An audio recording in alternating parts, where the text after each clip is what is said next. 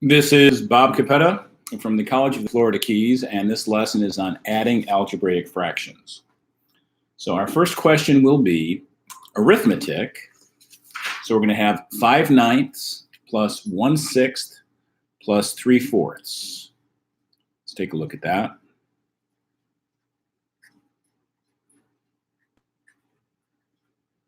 We want to extend our ideas from arithmetic into algebra. Our process is going to require us to factor each denominator. 9 is 3 times 3, 6 is 2 times 3, 4 is 2 times 2, and we look at all of the denominators. And you can see the types of factors that we see. We see 2s and 3s. And we ask the question, what are the most 2s we see in any one place? None, 1, 2 2s. So 2 2s are the most 2s I see in any one place. What are the most 3s I see in any one place? 2, 1, 0, 2 3s.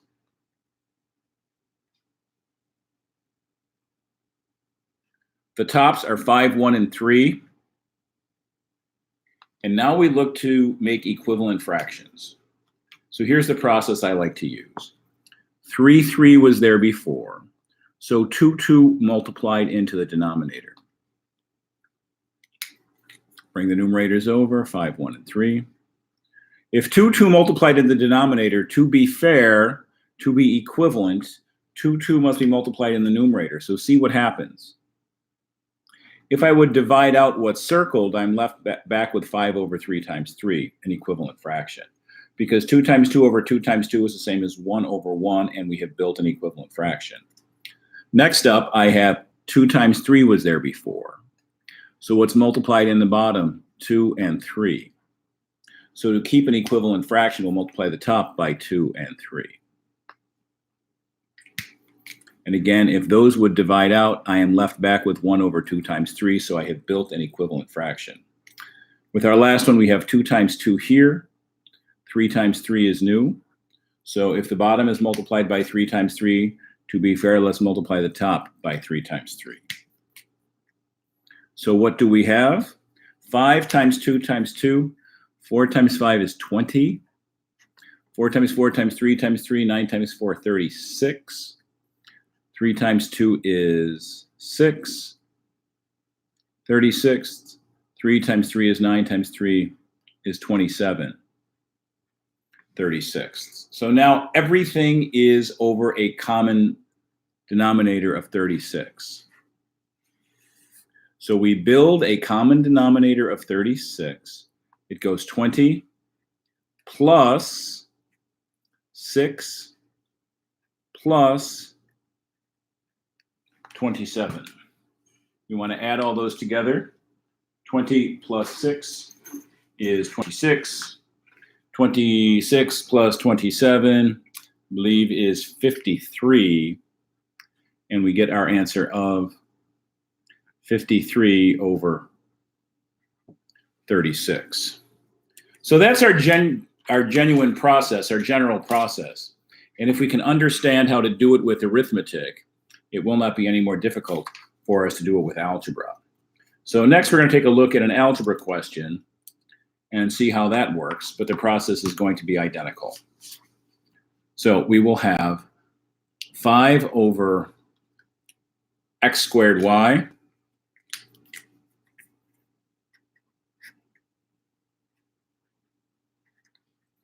plus 9 over xy cubed plus y over x. So let's look at all of our denominators. Look at all of the bottoms to build our common denominator. X squared y is x, x, y. Xy cubed is x, y, y, y, and x is x. Numerators are 5, 9, and y. So the kinds of denominators we have x's and we have y's. What are the most x's we have in any one place? The most x's in any one place? 2, 1, 1. Answer is 2. So my common denominator has to have 2 x's. What are the most y's I have in any one place? 1, 3, 0. The most y's in any one place, 3.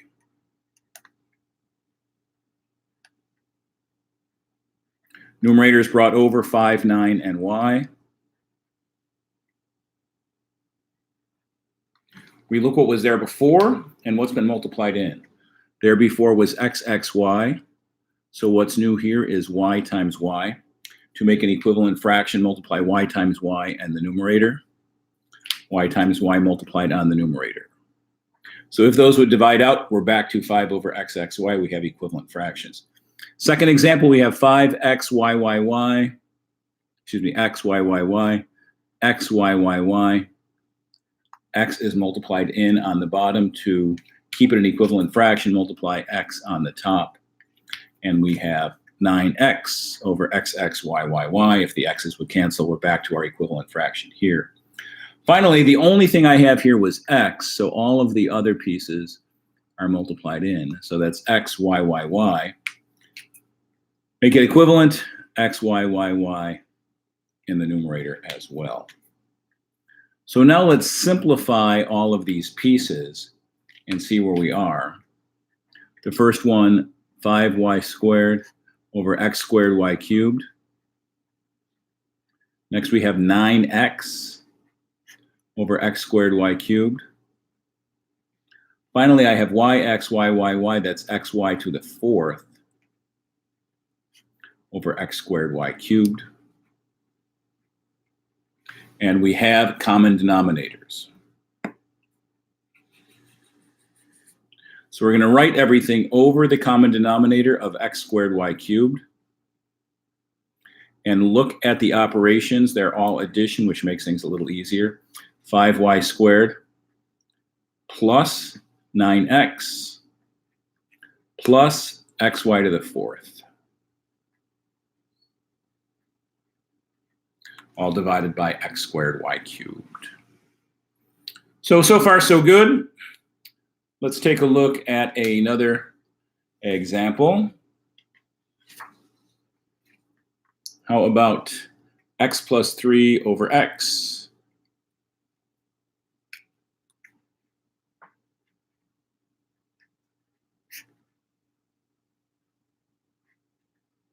Minus 7 over x plus 1. How are we going to do this? So you'll notice that I prefer to write them vertically. So x plus 3 over x minus 7 over x plus 1.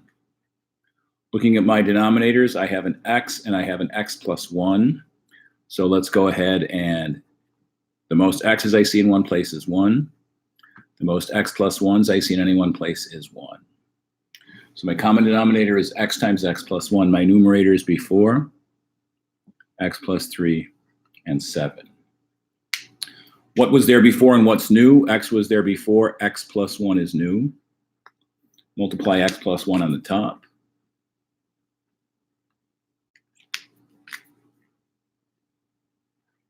X plus 1 was there before, so x is new. Multiply x on the top. So we have x times x plus 1 on the bottom. 7 times x is 7x. Here we have x plus 3 times x plus 1, which is x squared 3x plus 1x plus 4x plus 3. So now it's this piece minus that piece. When subtraction is involved, I prefer to use parentheses just in case we have to distribute. We don't have to here, but I think that's safer. So we write our answer, x times x plus 1, x squared plus 4x plus 3 minus 7x, which will be x squared plus 4x plus 3 plus negative 7x over x times x plus 1. And let's get our final answer. That will be x squared 4x plus negative 7x is negative 3x plus 3 over x times x plus 1. You could try to factor that numerator. It can't be factored, so we will leave it at that. All right, keep on. Our next example will be 3x plus 2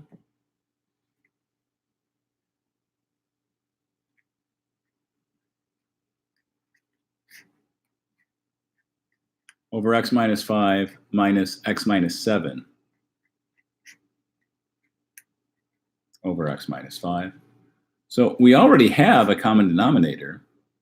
So all I've got to do here is write them both over x minus 5, but use parentheses to be careful.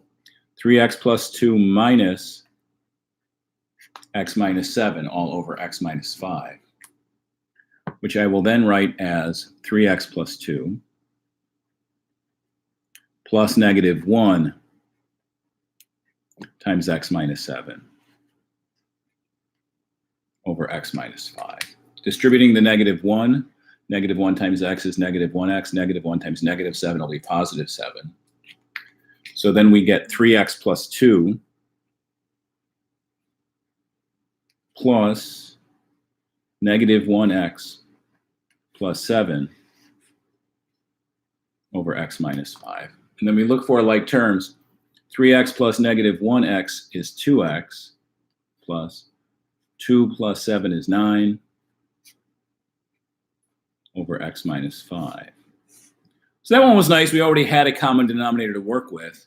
We didn't have to build one to get our solution.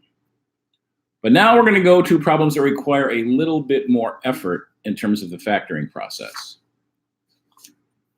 So next up, I'm going to look at x plus 5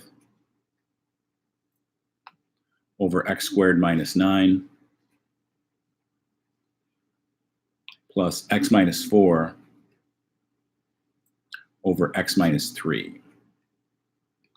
So our process is the same. Factor the bottoms. X squared minus 9 is x minus 3, x plus 3, x minus 3 is x minus 3.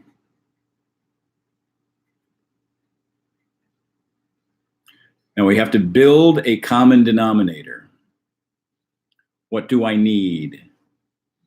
I need the most x minus 3's I see in any one place is 1. The most x plus 3's I see in any one place is 1. So my common denominator is x minus 3, x plus 3. Bring the numerators over. Bring over x plus 5. Bring over x minus 4. What's new here? X minus 3 was there before, x plus 3 was there before, so they are equivalent fractions, no need to multiply anything in. X minus 3 was there before, but x plus 3 is new. So multiply the top by x plus 3. So now what we get is we get x plus 5 over x minus 3, x plus 3. And then we get x minus 4 times x plus 3, x squared minus 4x plus 3x, that's minus x minus 12 over x minus 3, x plus 3. So we've built a common denominator. Write everything over that common denominator of x minus 3, x plus 3. We have the first piece plus the second piece. X plus 5 plus x squared minus x minus 12. I don't need the parentheses because there is no minus sign in between them. X plus 5 plus x squared minus x minus 12 over x minus 3, x plus 3. And then what do I get? We get x squared is the only x squared term I have. I have 1x here and minus x there. That goes away.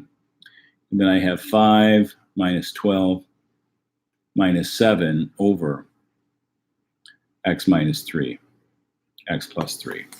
And I am perfectly satisfied with leaving the answer in that form. All right, let us do another one. Let's take a look at the following. 2y plus 1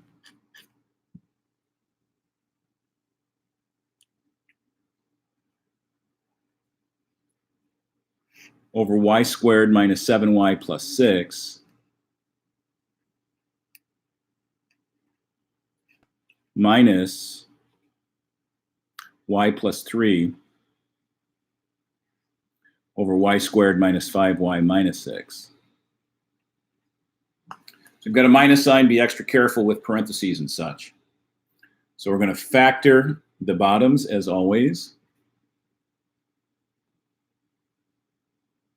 Y squared minus 7y minus 6, y minus 6 times y minus 1 minus 6x minus 1x minus 7x plus 6. 2y plus 1 upstairs. Here we have y plus 3 upstairs.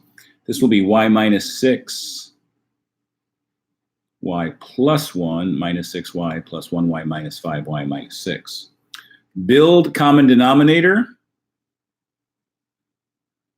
Y minus 6's, the most y minus 6's I see in any one place is 1. The most y minus 1's I see in any one place is 1. The most y plus 1's I see in any one place is 1.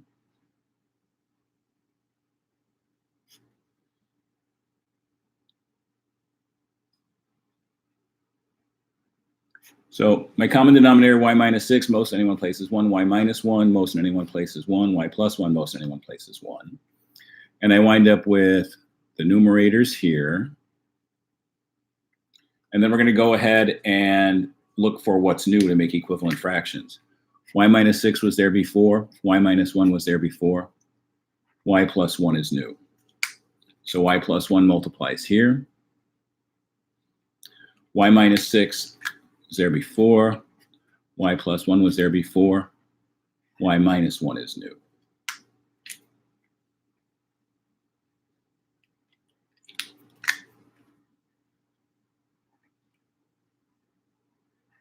So where are we now?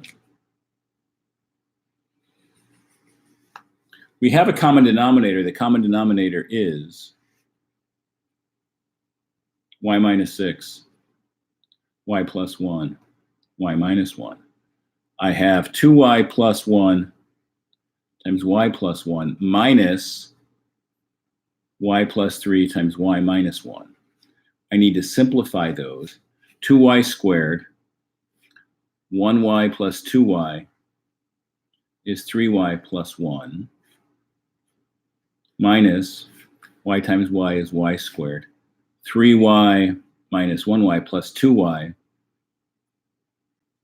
minus 3 all over y plus 6 times y plus 1 times y minus 1. So we've got to subtract these two. So let's do that. So we will make that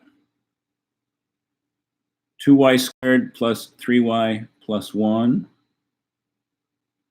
plus negative 1 times y squared plus 2y minus 3 all over my common denominator, which I think I have a typo here. That should be y minus 6. Y minus 6, y plus 1, y minus 1.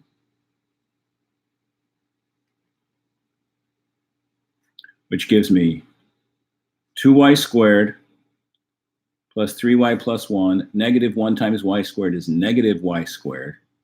Negative 1 times 2y is negative 2y. Negative 1 times negative 3 is plus 3, all divided by y minus 6, y plus 1, y minus 1. Now to get our final answer, we need to look for like terms. We have our common denominator. Our common denominator is y minus 6 y plus 1, y minus 1. What do we have upstairs? 2y squared minus 1y squared is 1y squared, or y squared. 3y minus 2y is plus y. 1 plus 3 is plus 4. And that will be our final answer. And that will conclude this video.